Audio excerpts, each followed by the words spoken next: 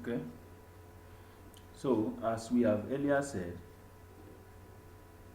we said an incident is an unplanned, unwanted, and undesired occurrence that may lead to loss of life or injury to personnel, damage to assets, equipment, environment, and reputation. And we have summarized that incidents are of two types.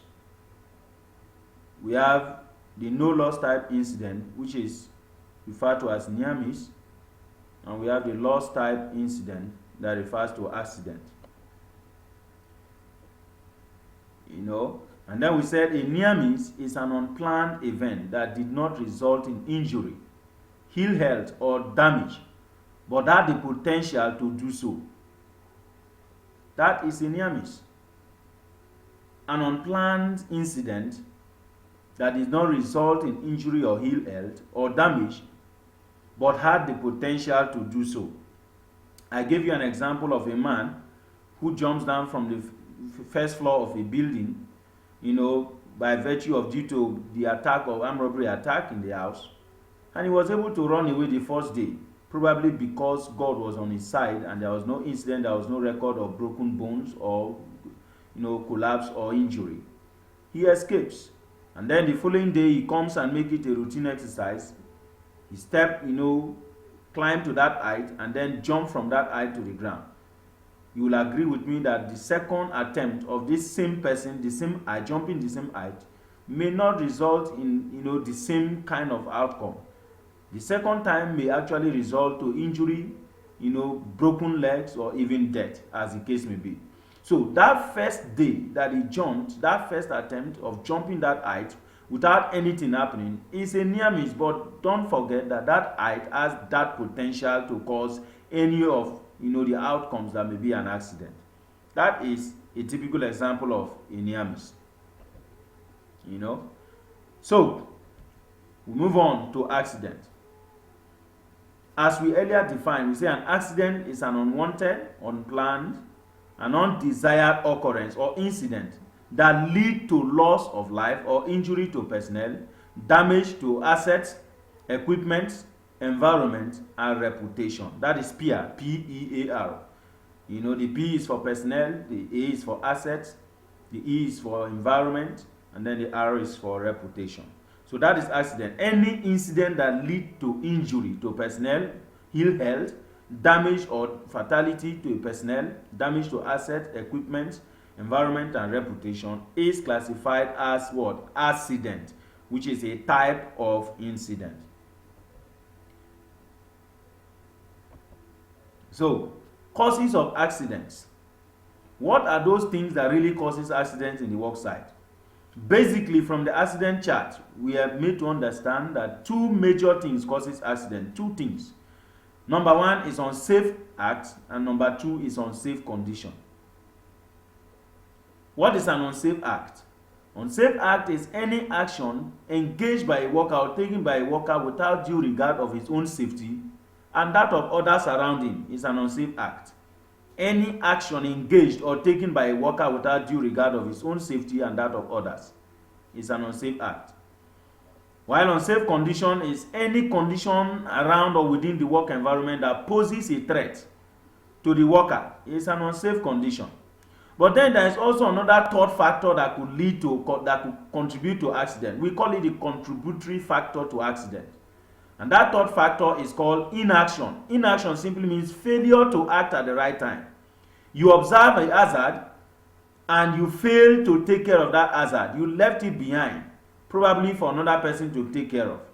That your inability to act at the right time that leads to an accident is called an inaction. So basically we are saying accidents are caused by unsafe acts, unsafe conditions, and inactions. These are the basic three things that causes accident. But of course, we also have natural causes, of accidents. According to Domino, it said 98% of the accidents are caused by unsafe acts and unsafe conditions, while 2% of such accidents are caused by natural disaster, and what have you. So, It therefore means that it is possible to what? To prevent or to control accidents up to about 98% in the work site. That's what we are talking about. Now, looking at the accident causation, we look at components. There are key components of the work environment that can also contribute to accident. For example, when there is poor management, there is not going to be what? Control of behavior. There is not going to be dissemination of knowledge and competence. Competence will not be brought on the table. People now begin to employ people based on the relationship they have with people, but not based on knowledge and competence. People don't also engage people or supervise the activity or the attitude of people or the behavior of people in the work site. And then the work environment is not also properly set out. Those are things that can lead to what? To accident. As you can see from the triangle, accident is in the middle, telling you that when proper management is not, implemented with regards to the behavior of workers, with regards to knowledge base and then competence, people are not engaged or not employed based on competence, based on qualification, based on knowledge, but they are employed based on ethnic sentiments, based on relationship, based on whatever reasons. People will not be able to perform optimally, and that may lead to accident. And then if there are no proper control systems in place, if you identify hazards and then your control measures are not effective, it will not also guarantee a safe work site. These are basic examples of unsafe acts and unsafe conditions, like operating an equipment without authority, bypassing safety device, operating at unsafe speed, are all examples of unsafe acts. Now let's look at cost of accident. Cost of accident. Accident has two costs. Number one is direct cost. Number two is indirect cost. When you talk about direct cost, direct cost has to do with those expenses that the company incur as a result of the accident. Those immediate costs that is borne by the company with regards to the accident. For example, you talk about compensation, you talk about medical expenses, you also talk about lost time injury, that is LTI. These are the three basic direct costs of an accident. But when you talk about the indirect cost of accident, the indirect cost of accident is the aftermath effect of that accident, not the immediate or the remote effect, but then after the accident, what are the likely damages that may have been caused as a result of the accident. And we can explain this using the principle of the iceberg. If you look at that ice in that water, the one that is on the surface of the water is small compared to the one under the water. That tells you that the one on top is just the surface of what happens when an accident occurs. It is very small compared to the one that people don't see. That is the larger effect that people don't see, and it is submerged. So using the principle of an iceberg, we can simply say that the direct cost compared to the indirect cost, that the indirect cost is 4 times bigger and larger than the direct cost. So accidents goes beyond just taking care of medical bills, taking care of maybe compensations, and taking care of LTI as people may see in the immediate, but it goes beyond that. For example, if a father dies while carrying out his job, what happens to his children? What happens to his wife? What happens to his society? He may be a breadwinner. He may be a great contributor, an illustrious son to his family, to his community, to the state, and to the nation at large. Nobody cares about his contributions. What happens to those laudable contributions he renders to the society? Nobody talks about that. So those are the aftermath effects. Those are the long-term effects of an accident, and nobody talks about that. So what we are saying is that, in essence, we say the indirect cost is 4 times bigger than the direct cost. Now we go to how to achieve safety in the work site. How can we achieve safety in the work site? We can employ the principle of the 5 E's, to ensure that the work site is safe. What are the 5 E's? Number 1 is engineering. Number 2 is enforcement. When people violate, when people do not go according to laid down rules and regulations, standards, they need to, there should be a way to enforce, policies, enforce programs, and also ensure that people are punished for doing the wrong things. Education is key. That is training of personnel, training and retraining of personnel from time to time to enable them perform, better. Then enthusiasm, that is changing the behavioral aspect of the worker by way of incentives, by way of awards, by way of increment of salaries, remunerations, and all of those things, increases the enthusiasm, increases the desire, increases, the contribution of workers towards achieving, the set goals. Then number 5 is evaluation, ensuring that from time to time you evaluate your level of performance using the key performance indicators to know whether you are meeting the set target, you are meeting your objectives, and what have you. These are 5 ways we can be able to, achieve safety in a work site. So don't forget, you must always apply, the 5 E's of safety, and these are engineering, enforcement, education, enthusiasm, and evaluation.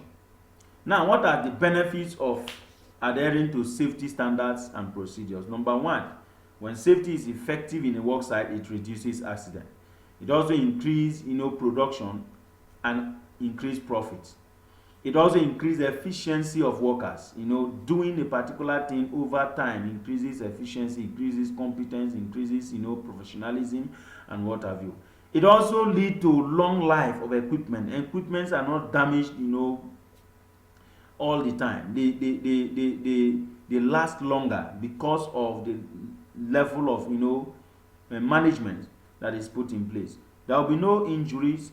There will be increased company reputation, and then experienced hands will not continue to resign frequently. These are all benefits that we get, when we apply basic principles of safety. But in essence, we are saying safety element, is good. As we remember, if you can remember, we have said that PPE is the last line of defense. Therefore, there are 4 basic things you can do before you consider PPE as a source of what? Of hazard control. But then we are saying that safety element, which is a PPE, is required, but positive thoughts are more important. If you can train people to have positive mindset towards safety, people may not actually use the element, in order for them to work safe. Safety goggles are also required, but conscious vision is important.